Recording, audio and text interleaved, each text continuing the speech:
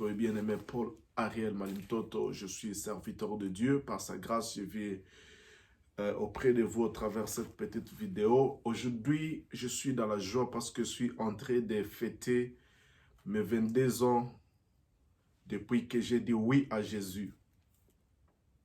C'était un certain janvier, le 25, 1998 ou 1998, que j'ai été visité par un frère qui est venu m'annoncer la bonne nouvelle dans notre salon chez moi à la maison.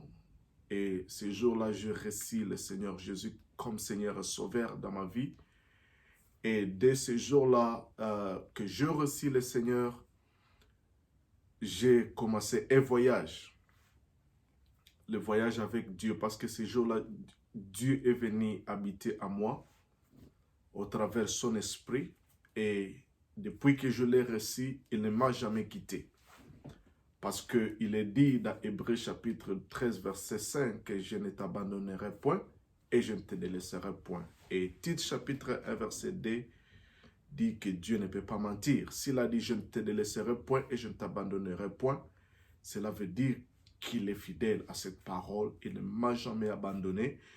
Même parfois quand je fais des erreurs, il peut me châtier en tant que père, mais il ne m'abandonne pas, il ne me rejettera jamais. C'est comme mes enfants, même si mes enfants pêchent, même si mes enfants commettent des erreurs, cela ne fera plus qu'ils ne soient pas mes enfants. Ils resteront mes enfants, mais je les punirai.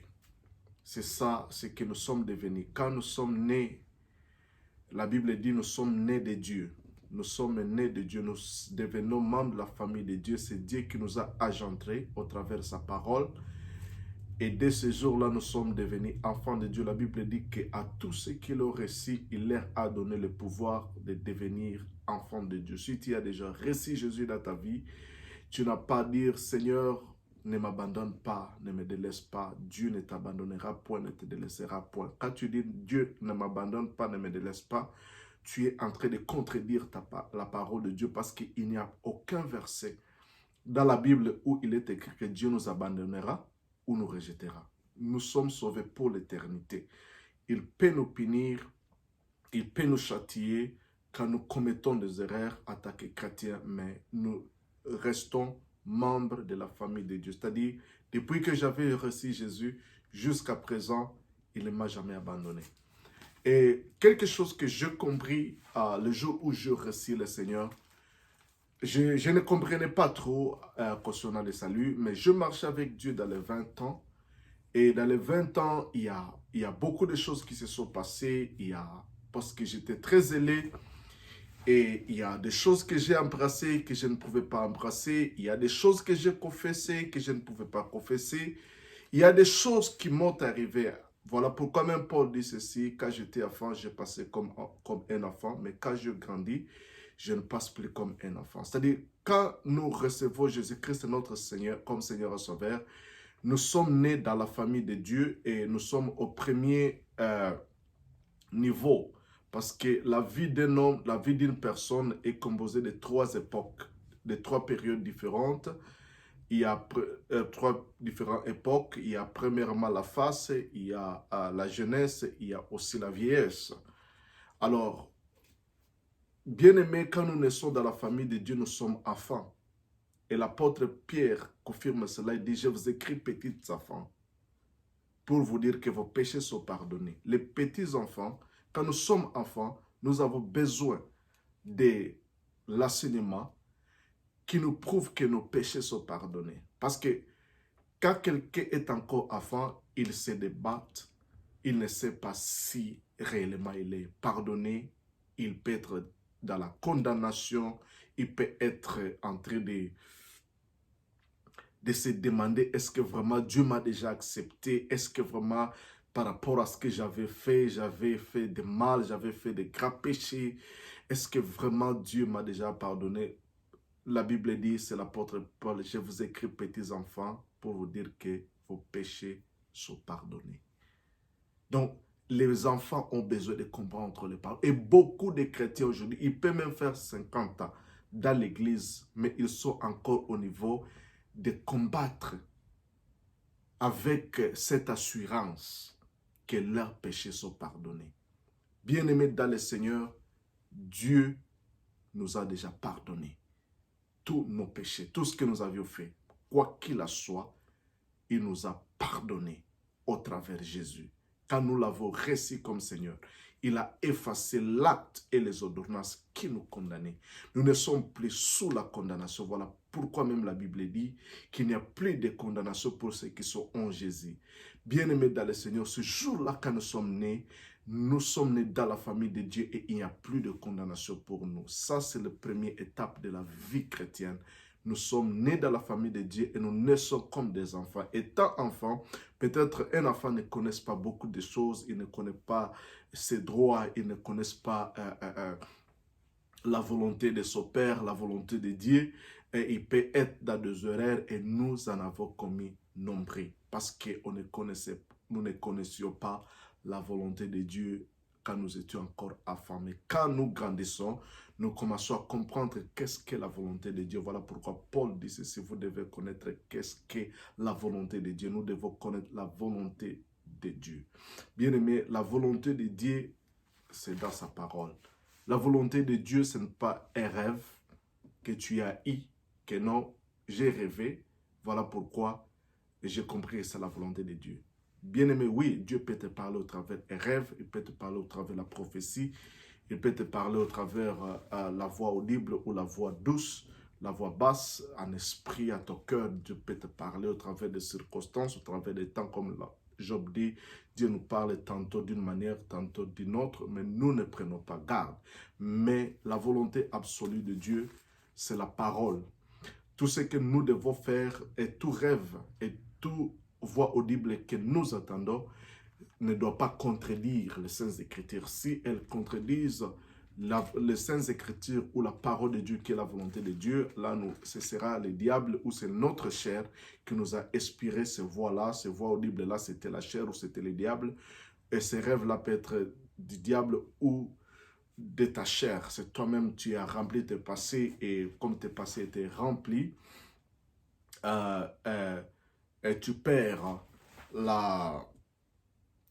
tu commences à rêver ou avoir des voix dans ton esprit ou même tu peux attendre la voix. Alors, bien-aimé dans le Seigneur, le premier stage, la première étape de la vie chrétienne, c'est la face. Et la Bible dit, quand un héritier est encore enfant, il ne diffère pas d'un esclave. Beaucoup de chrétiens sont en train de souffrir parce qu'ils sont enfants. Ils sont enfants. Et la Bible dit ceci, c'est l'apôtre Pierre qui continue à dire, je vous écris jeunes gens, c'est le deuxième période de la vie. Je vous écris jeunes parce que vos péchés vous sont pardonnés. Non, et je vous écris petits enfants car vos péchés sont pardonnés. Et je vous écris petits et jeunes gens car vous avez vaincu les malins. Vous avez vaincu les diables. Bien-aimés, quand nous atteignons l'âge de la jeunesse, nous commençons à comprendre que nous sommes victorieux. C'est l'âge que beaucoup d'églises ont besoin. Bien sûr, beaucoup de gens ont déjà compris qu'ils sont pardonnés, mais ils sont maintenant dans la jeunesse. Et dans la jeunesse, ils sont en train de vouloir combattre. Donc, c'est comme s'ils sont dans un combat. Vous allez attendre aujourd'hui les combats spirituels, mais oui, les combats que nous combattons, c'est un combat spirituel parce que ce n'est pas avec des armes physiques. Mais comprenez bien aimé dans le Seigneur que le combat spirituel n'est pas écrit dans la Bible, mais on nous parle du combat de la foi. Le combat de la foi est différent du combat spirituel parce que le combat de la foi, c'est un combat qui est en train de se faire au milieu entre recevoir la vérité de Dieu sur ta vie. Parce que la Bible, je vous écris, jeunes, car vous avez vaincu les diables. Bien-aimés dans le Seigneur, beaucoup de gens ont besoin de comprendre que ils ont déjà vaincu les diables. Mais beaucoup de pasteurs, beaucoup de prophètes que je respecte beaucoup, ils ont de grands nombres de gens, ils ont des milliers de gens. Ils sont en train d'engager les gens dans des jeûnes de prière, 40 jours, 50 jours, 100 jours, aller à la montagne pour combattre les diables, pour combattre les démons. Bien-aimés dans le Seigneur, ça c'est un combat que tu feras jusqu'à la fin de ta vie et tu trouveras que tu seras toujours frustré. Mais ce qui est important, c'est de connaître, bien-aimé dans le Seigneur, que tu es vainqueur, tu as déjà vaincu. Je vous écris déjà pour vous dire que vous avez vaincu. Bien-aimé, l'Église a besoin de savoir que l'ennemi que nous combattons, le diable que nous combattons, c'est un ennemi vaincu. La Bible dit que Jésus l'a dépouillé, il l'a désarmé, et là, à spectacle, il a présenté comme un homme en échec, une personne en échec. La Bible dit, laissez-moi lire ce verset-là. J'aime beaucoup prêcher lentement, je ne vais plus...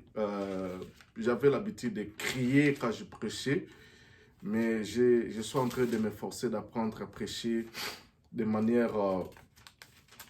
non à crier. Nous sommes dans Colossiens chapitre 1. Chapitre 1, je passe. Verset 14, verset 15. La Bible dit, Colossiens chapitre 2, verset 14. Il a effacé l'acte de l'ordonnance nous condamner et qui subsistait contre nous, et il l'a dépouillé. Il a détruit à l'écloi à la croix.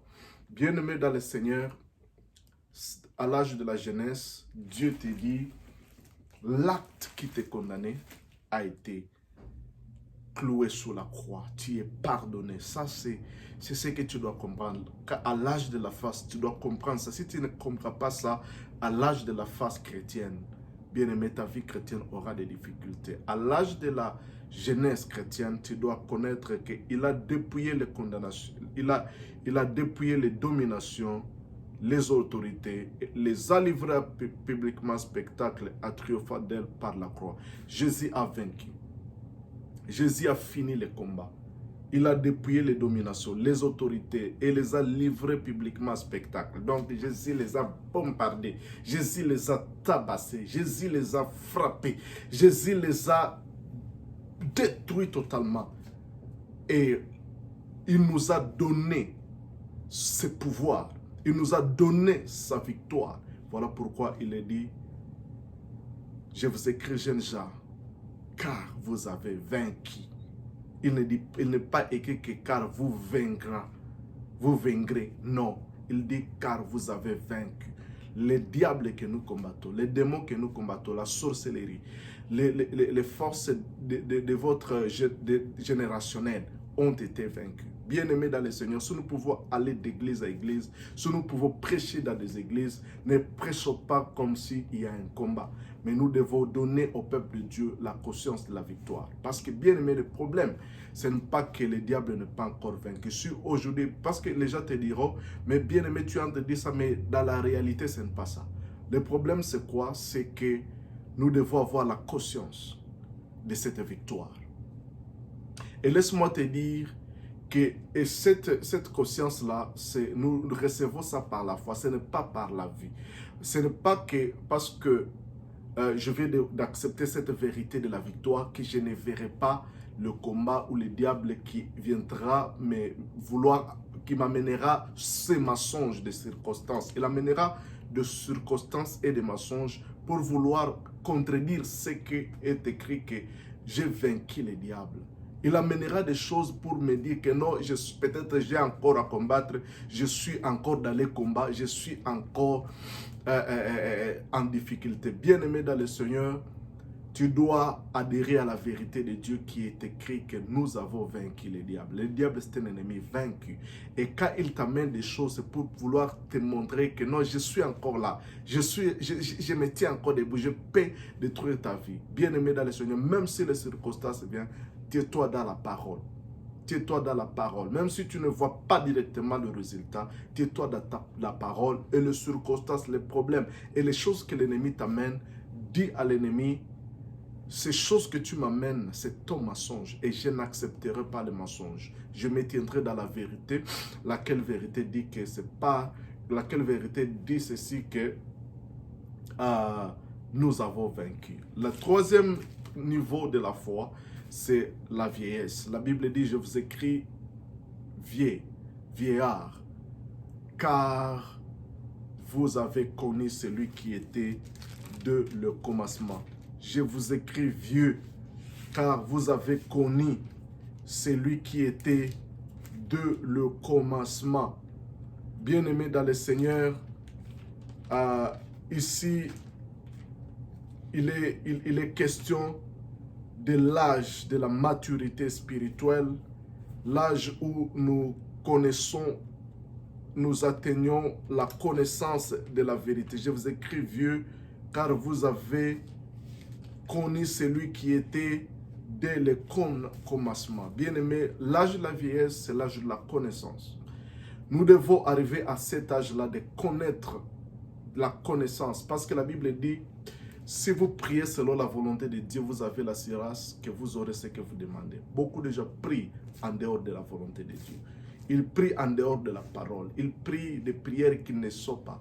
Par exemple, quand tu pries, Dieu ne m'abandonne pas. Ne m'abandonne pas, please, ne m'abandonne pas. S'il te plaît, ne m'abandonne pas. Ça, c'est une prière stupide. C'est une prière qui n'existe pas dans la Nouvelle Alliance. Parce que depuis que Dieu est venu dans ta vie, il ne t'abandonnera jamais.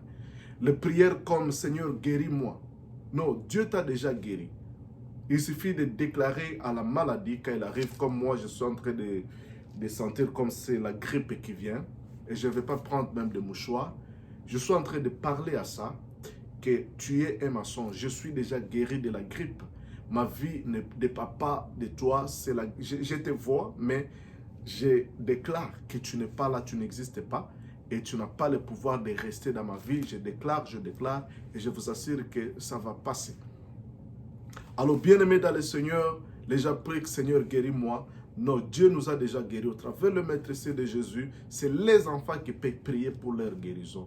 Mais les vieillards, le vieux, les gens qui ont la connaissance, ils vont déclarer, ils vont confesser ce qu'ils ont reçu. Cela ne veut pas dire qu'il n'y aura pas de douleur, il n'y aura pas la rime qui coule. Bien-aimé dans le Seigneur, mais tu ne resteras pas focalisé sur le problème, mais tu vas rester focalisé sur ce que Dieu a dit. Par les maîtrises de Jésus, nous avons été guéris. Bien-aimé, l'enfant cherchera la délivrance, mais celui qui a la connaissance de la vérité, c'est ce qui est écrit dans la Bible, qu'il nous a délivrés de la puissance des ténèbres et nous a transportés dans le royaume de son Fils. Bien-aimé dans le Seigneur, ça c'est une vérité, c'est un fait, c'est quelque chose qui a été fait. Bien-aimé, celui qui a la connaissance, c'est qu'il a la vie éternelle. Nous n'attendons pas la vie éternelle, que nous aurons la vie éternelle. La Bible dit, ceux qui croient à lui, et car Dieu a aimé le monde, il a donné son Fils, afin que quiconque croit à lui ne périsse point, mais qu'il ait la vie éternelle. La vie éternelle, nous l'avons. Et même dans toujours Jean 3, il y a un verset que j'aime beaucoup et que j'aime partager souvent avec les frères en Christ. Celui qui croit au Fils a la vie éternelle. Celui qui ne croit pas au Fils ne verra point la vie, mais la colère de Dieu demeure sur lui. Celui qui croit au Fils a la vie éternelle. Jean chapitre 3, verset 36. Nous avons déjà la vie éternelle. C'était fait. C'était fait. Le salaire du péché, c'est la mort. Mais le don gratuit de Dieu, c'est la vie éternelle. Tu ne travailles pas pour la vie éternelle. Tu n'auras pas la vie éternelle parce que tu as fait de bonnes œuvres, parce que tu as fait un effort. Je fais un effort pour avoir la vie éternelle. Tu ne peux pas faire un effort pour avoir la vie éternelle. C'était don gratuit qui t'a été donné lorsque tu as reçu Jésus. Le Saint-Esprit, c'est un don gratuit.